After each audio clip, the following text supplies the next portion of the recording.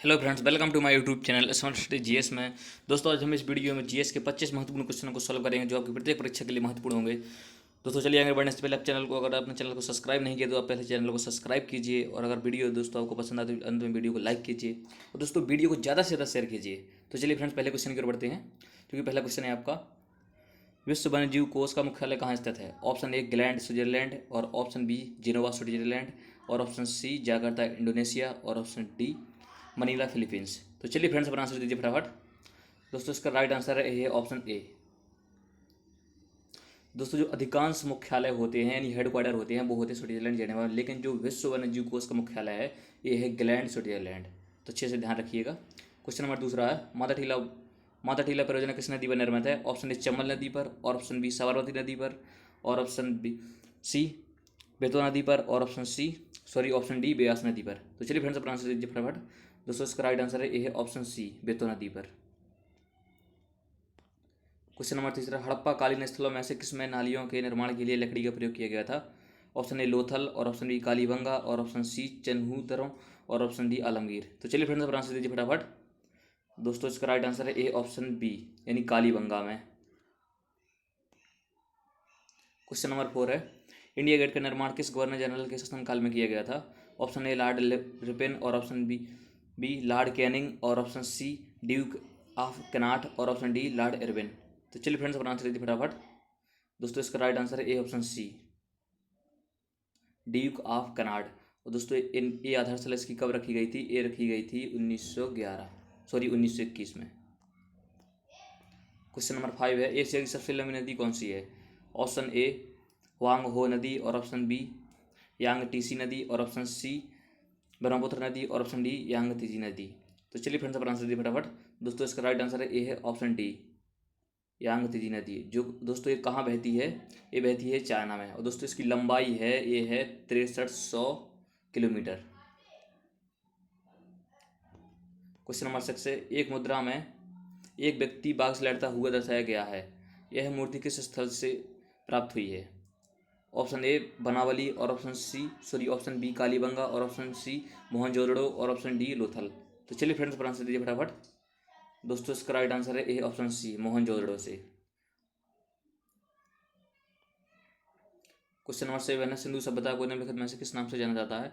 Option A कांस्य, और option B लौह युग, और ऑप्शन सी पूर्णपाषाण काल, और ऑप्शन डी नवपाषाण काल। तो चलिए फ्रेंड्स, पर आंसर दीजिए। इसका राइट आंसर है ए ऑप्शन ए कांस्य युग के नाम से जाना जाता है सिंधु सभ्यता को। क्वेश्चन नंबर 8 है, शुष्क धुलाई में किसका प्रयोग किया जाता है? ऑप्शन ए बेंजीन, और ऑप्शन बी पेट्रोल, और ऑप्शन सी एल्कोहल, और ऑप्शन डी उपरोक्त तीनों। दोस्तों इसका right answer A option D उपरोक्त तीनों का शुष्क धुलाई में उपयोग किया जाता है। क्वेश्चन नंबर 9 है, सिंदूर का रासायनिक नाम है? ऑप्शन ए मर्क्यूरिक सल्फाइड, और ऑप्शन बी सोडियम क्लोराइड, और option C chloride oxide sodium chloride, और ऑप्शन डी पोटेशियम नाइट्रेट। तो दोस्तों इसका राइट आंसर है ए ऑप्शन ए, क्योंकि सिंदूर का रासायनिक नाम है ये है मर्क्यूरिक सल्फाइड। दोस्तों ये वेरी वेरी इंपॉर्टेंट क्वेश्चन है, एनटीपीसी के एग्जाम में कई 3-4 शिफ्टों में पूछा गया है। क्वेश्चन नंबर 10 है, अधिकांश कीट श्वसन करते हैं? ऑप्शन ए त्वचा से, और ऑप्शन बी फेफड़ों से, और ऑप्शन सी क्लोम से, और ऑप्शन डी बातक तंत्र से। तो चलिए फ्रेंड्स, अपना आंसर दीजिए। दोस्तों इसका राइट आंसर है ए है ऑप्शन डी, अधिकांश जो कीट होते हैं वो श्वसन करते हैं बातक तंत्र से।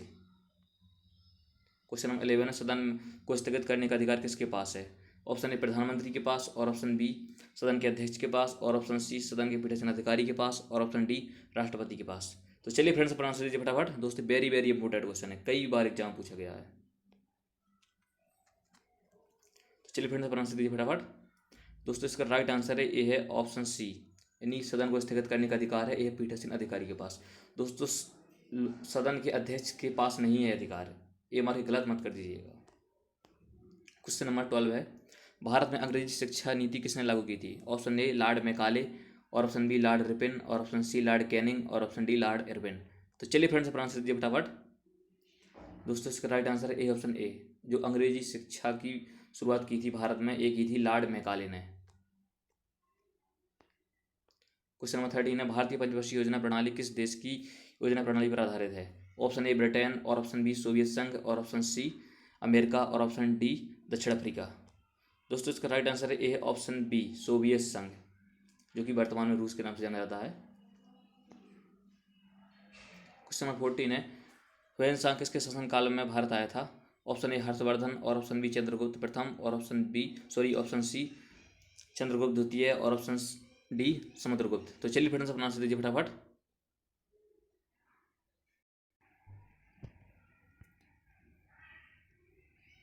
दोस्तों इसका राइट आंसर है ए ऑप्शन ए, हर्षवर्धन के शासनकाल में भारत आया था। और दोस्तों जो ह्वेन है ये 15 वर्षों तक भारत में रहा था। क्वेश्चन नंबर 15 है, सार्गेसुस सागर किस महासागर का भाग है? ऑप्शन ए अटलांटिक महासागर, और ऑप्शन बी प्रशांत महासागर, और ऑप्शन सी हिंद महासागर, और ऑप्शन डी आर्कटिक महासागर। तो चलिए फ्रेंड्स अपना आंसर दीजिए फटाफट। इसका राइट आंसर है ए ऑप्शन ए, अटलांटिक महासागर का भाग है सार्गेसुस सागर। क्वेश्चन नंबर 16 है, निम्नलिखित में से किसमें लिंग गुणसूत्र नहीं पाए जाते हैं? ऑप्शन ए छिपकली, और ऑप्शन बी मानव, और ऑप्शन सी बंदर, और ऑप्शन डी तितली। तो चलिए फिर से अपना आंसर दीजिए फटाफट। दोस्तों इसका राइट आंसर है ए ऑप्शन ए, छिपकली में गुणसूत्र नहीं पाए जाते हैं। क्वेश्चन नंबर 17 है, कौन सा अनुच्छेद भारत के महान्यायवादी से संबंधित है? ऑप्शन ए अनुच्छेद 70, और ऑप्शन बी अनुच्छेद 73, और ऑप्शन बी अनुच्छेद 76, और ऑप्शन डी अनुच्छेद 77। तो चलिए फिर से अपना आंसर दीजिए फटाफट। दोस्तों वेरी वेरी इंपॉर्टेंट क्वेश्चन है। दोस्तों इसका राइट आंसर है ए ऑप्शन सी, अनुच्छेद 76 भारत के महान्यायवादी से संबंधित है। क्वेश्चन नंबर 18 है, अब तक प्रस्तावना में कितनी बार संशोधन किया जा चुका है? ऑप्शन ए 1 बार, और ऑप्शन बी 2 बार, और ऑप्शन सी 3 बार, और ऑप्शन डी 5 बार। तो चलिए फिर से आंसर दीजिए फटाफट। दोस्तों इसका राइट आंसर है ए ऑप्शन ए। दोस्तों अब तक प्रस्तावना में केवल 1 बार संशोधन किया गया है, ओनली 1 बार। क्वेश्चन नंबर 19 है, निम्नलिखित में से कौन सा लवण मानव हड्डियों में सर्वाधिक मात्रा में पाया जाता है? ऑप्शन ए कैल्शियम फास्फेट, और ऑप्शन बी कैल्शियम क्लोराइड, और ऑप्शन सी कैल्शियम कार्बोनेट, और ऑप्शन डी कैल्शियम क्लोराइड। तो चलिए फ्रेंड्स आंसर दीजिए फटाफट। दोस्तों इसका राइट आंसर है A option A, calcium phosphate. दोस्तों कैल्शियम क्लोराइड मार के गलत मत कर दीजिएगा। जो मानव की हड्डियों में सर्वाधिक मात्रा में लवण पाया जाता है, ये पाया जाता है कैल्शियम फास्फेट, जो कि ऑप्शन ए में है। क्वेश्चन नंबर 20 है, नेपाल नगर किसके लिए प्रसिद्ध है? ऑप्शन ए सूती उद्योग के लिए, ऑप्शन बी कागज उद्योग के लिए, और ऑप्शन सी चमड़ा उद्योग के लिए, और ऑप्शन डी शराब उद्योग के लिए। तो चलिए फ्रेंड्स अपना आंसर दीजिए फटाफट। दोस्तों इसका राइट आंसर है ए ऑप्शन बी, जो नेपाल नगर है ये है कागज उद्योग के लिए।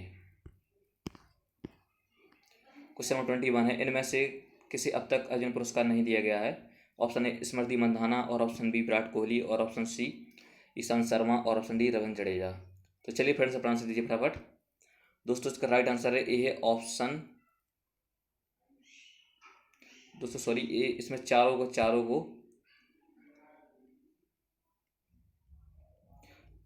दोस्तों इसमें चारों लोगों को ये मतलब अर्जुन पुरस्कार दिया गया है। और दोस्तों अर्जुन पुरस्कार की शुरुआत हुई थी 1991 में। क्वेश्चन नंबर 22 है, दुलहस्ती परियोजना किस नदी पर निर्मित है? ऑप्शन ए झेलम नदी, और ऑप्शन बी रावी नदी, और ऑप्शन सी ब्यास नदी, और ऑप्शन डी चिनाब नदी पर। तो चलिए फ्रेंड्स अपना आंसर दीजिए फटाफट। दोस्तों इसका राइट आंसर है ए ऑप्शन डी, चिनाब नदी पर, जो कि दुलहस्ती परियोजना निर्मित है। क्वेश्चन नंबर 23 है, बेल्ड घास के मैदान किस देश में पाए जाते हैं? ऑप्शन ए ऑस्ट्रेलिया में, और ऑप्शन बी न्यूजीलैंड में, और ऑप्शन सी दक्षिण अफ्रीका में, और ऑप्शन डी ब्राज़ील में। दोस्तों इसका राइट आंसर है ए ऑप्शन सी, ब्राज़ील में, सॉरी ऑप्शन सी दक्षिण अफ्रीका में। क्वेश्चन नंबर 24 है, भारत में प्रति वर्ष जवानों और सेना के सम्मान में सेना दिवस कब मनाया जाता है? ऑप्शन ए 12 जनवरी को, और ऑप्शन बी 13 जनवरी को, और ऑप्शन सी 15 जनवरी को, और ऑप्शन डी 25 जनवरी को। तो चलिए फ्रेंड्स अपना आंसर दीजिए फटाफट। दोस्तों इसका राइट आंसर है ए ऑप्शन सी, 15 जनवरी को सेना दिवस मनाया जाता है। क्वेश्चन नंबर 25 है, जो कि हमारा लास्ट क्वेश्चन है, कालाहारी मरुस्थल का विस्तार किन देशों में है?